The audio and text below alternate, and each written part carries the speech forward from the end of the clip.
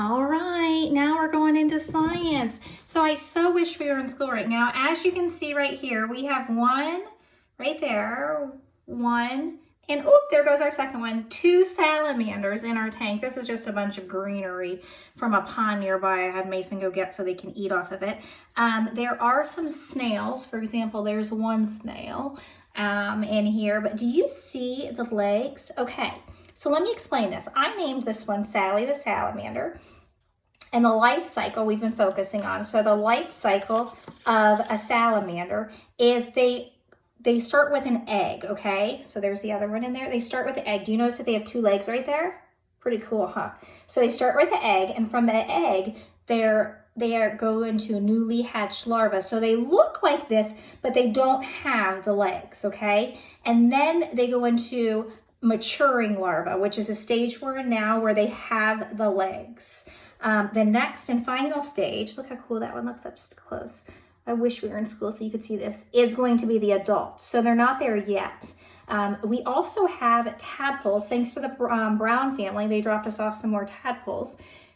So this is one of our little, oh goodness, tadpole. We need some names for these. Look at them. So I don't think the salamanders are going to be eating these tadpoles because they're much bigger. They're crazy, aren't they?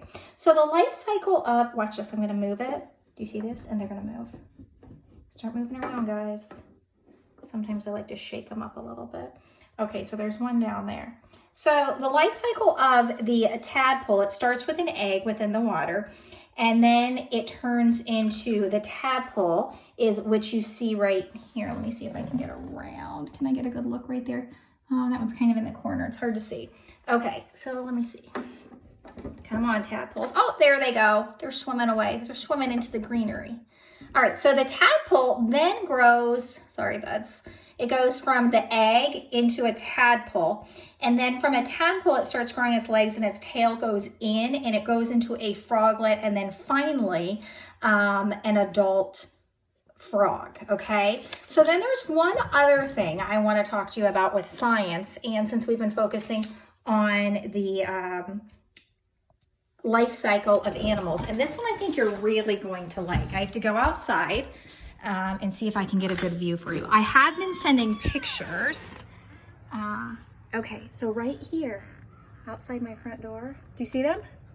So the life cycle of birds, I know there's poop everywhere, but they're too precious not to look at. The life cycle of birds, they start as an egg, and they will stay in the nest for about 3 weeks before the egg hatches. When they hatch, and before, when they don't have any fur or anything on them. And then as you can see, they start to get, they start to fill out as these are. There's 5 of them in here. And right now, they are not strong enough to fly out of the nest on their own. So we call these fledglings. When they are strong enough, they will leave the nest and turn into adult eggs, or adult birds, I'm sorry. But right now, these are little fledglings. Aren't they adorable?